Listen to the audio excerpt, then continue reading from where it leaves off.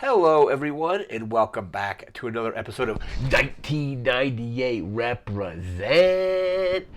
This week, we're taking a look at the television show Mortal Kombat Conquest.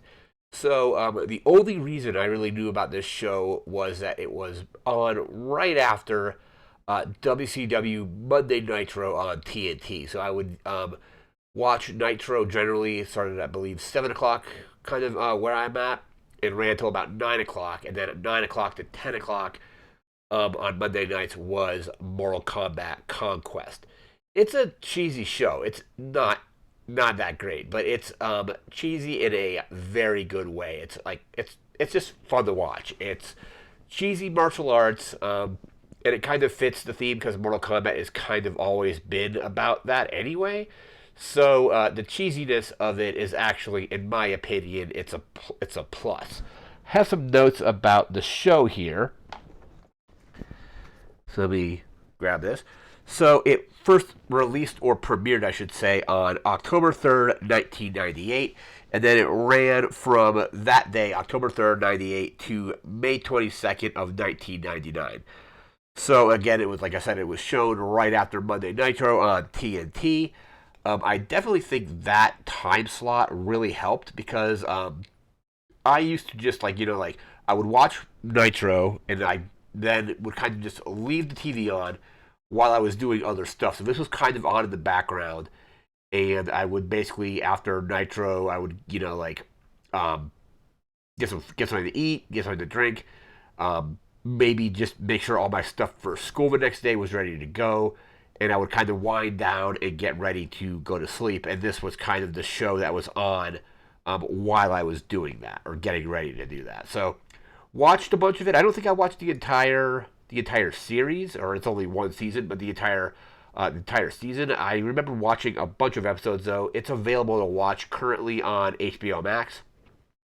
So you can basically probably binge watch the entire thing. I'll probably for this video I went through and watched the first two episodes, which are it's a two basically 45-minute long episodes, basically an hour and a half, and it's just cheesy Mortal Kombat fun. It's low budget. You can definitely tell there wasn't much of a budget, at least to start, and but I think that all kind of works to the show's benefit. So like I said, only one season. It actually became kind of popular. We were just talking about the budget a second ago. Became popular enough that eventually the budget got to be too high, and I think that's why they canceled it, because they were going to do a second season, or at least had plans to do so, and then just basically canceled it. It ended apparently on a cliffhanger. I remember talking to somebody about it. They say basically it's a show where technically the bad guys win because it ended on that cliffhanger where I believe Shao Kahn and his forces were getting ready to invade Earthrealm, and they were going to resolve that plot point in like the second season, but got canceled before they could do it. Like I said, very cheesy. There's a total of 22 episodes of the show. Again, you could, like I said, stream on HBO Max if you have that. And it's actually a prequel to the games.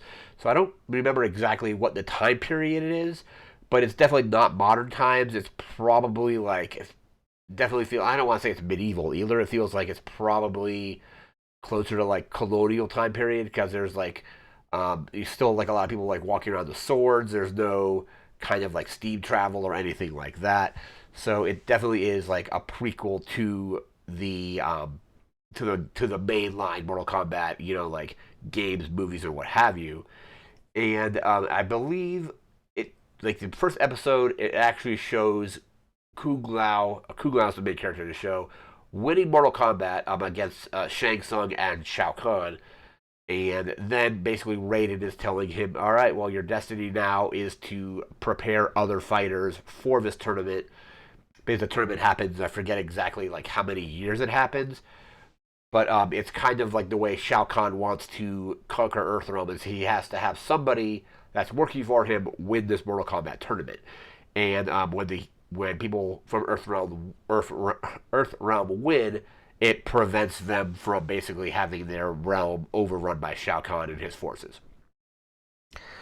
So, like I said, the first episode is actually technically two parts. So it's two 45-minute long episodes. And we're going to take a look at some of the actors and actresses from this show. There's only a few of them that actually have went on to do anything really major after that. I know I was reading that Eva Mendes, I believe, shows up as a recurring character at some point. I don't think I've gotten to that episode yet, or I don't. I may have seen that episode when it first aired, and I don't recall. But we're gonna take a look at some of the actors. There's only two of them really that have done much since then, or and even one of them really hasn't done a whole lot. So we have Daniel Bernhardt. He plays Zero. I don't think he's shown on the poster here, but I believe he is the kind of the show focuses around Kuglao, Zero, and the other character is Taja. So it's basically Kuglao is played by Paulo Montalban. Montalban, and he really hasn't done a whole lot since then. He did, I guess, in 2001, he did a movie called American Adobo. 2005, he did The Great Raid, something called Just Right in 2010, and just a handful of other things, and then some television stuff. The two of them that have done more are Daniel Bernhardt. He plays Zero, and his character is basically he's a kind of disgraced bodyguard that gets like kind of exiled from what he was doing. But has shown up in The Matrix Reloaded. He showed up in John Wick. He showed up in Logan, Hobbs and Shaw, Birds of Prey, and The Matrix Resurrections. I remember him being in John Wick, because I actually saw the original John Wick somewhat recently, because a local theater actually played it not too long ago. And he's basically one of the henchmen from whoever the main villain of the first John Wick was.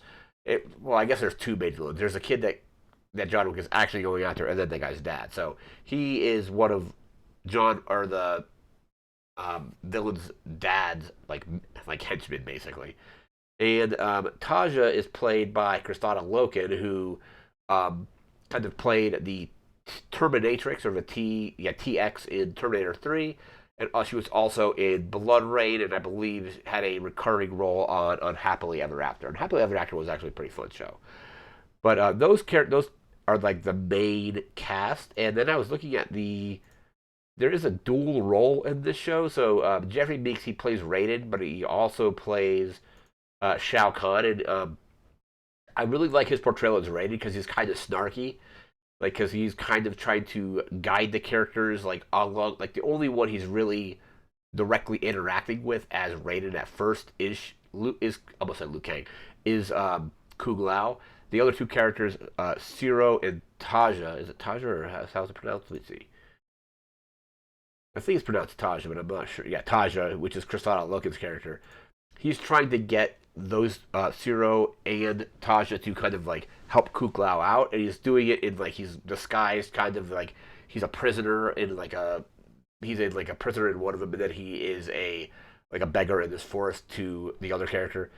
But he also plays, like I said, plays Shao Kahn, and the fighting, the combat is really silly. It's really cheesy, but it's kind of awesome. It's like I think like when like I don't think the show got super well received at first. There was like I remember reading some reviews. It was like an IGN thing said it was like wire fu, I think was what it was called, or like the kung fu on wires gone wrong. It didn't receive. Let's see how it was here.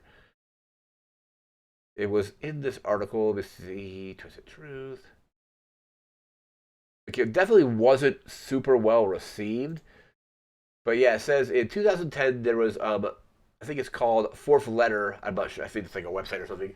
Ranked it as a six on a list of the top 10 most ridiculous things to come out of Mortal Kombat. And then in 2011, OneUp.com featured it in an article. Top 10 times Mortal Kombat went wrong, and they called it quote a wire fu disaster. And it's like the fighting is definitely cheesy. It's like not good martial arts at all, but it kind of works here. And like it definitely actually works really well. I'm probably going to go back and, like I said, it's streaming on HBO or HBO Max. I'm probably going to go back and watch a couple more episodes. There was definitely, I remember there is some recurring characters, like Scorpion actually shows up. And like some of the special effects are just really cheesy. Shang Tsung in the first episode, he basically fails. He gets exiled to these, I think they're cobalt mines. And he meets up with like a sorceress. I forget that character's name. But they find Scorpion in these mines, and he's in like a cage, like it's an actual scorpion, and it's like a yellow and black scorpion. And the sorceress is like, oh yeah, there's a body or the soul of a warrior is trapped in this scorpion. So Shang Tsung uses his magic to basically transport the spirit into across realms, basically into Earth realm, and possesses somebody with it. And then eventually, the person that he possesses, like Scorpion, actually like it doesn't show it because like the special effects would have probably cost too much. But he is possessing this one guy, and then I guess like that character gets killed, and then Scorpion just shows up as Scorpion looks normally, and he's got like the hand. It's a snake like in the movie, and he does the get over here and stuff like that. And the fight with Kuglao and Scorpion is like super cheesy as well. Like I said, all the combat is kind of bad, but in a great way. It's like definitely go into it if you go and watch it. Just go knowing it's super cheesy in the best way possible, I think. So, like I said, I'm probably going to go back, watch some more episodes. I don't know if I'll watch the entire series, but like I said, the series is only 22 episodes, and they're about 45 minutes long each because they aired on network TV, and they kind of, you have that 15 minutes for commercials or whatever it might be. But that's going to do it for this video. Go check out Mortal Kombat Conquest. Remember to like, comment, share, and subscribe. Don't know what we're going to be covering on the next episode, so we just did Devil Dice. We're doing this. I'm probably going to go back and do an album. Not sure what album we're going to take a look at just yet, but there's a lot more great music that came out in 1998, so we'll probably be doing an album after that, and then probably another game, going into another movie, and so on. Probably going to do some TV stuff in here occasionally, kind of like in place of a movie, we might do like a TV show here and there, or like a series or something like that, or discuss a particular show, be like whatever seasons were happening during 1998. But again, that's going to do it for now. Thanks again for watching. Take care and have a good one. See you later.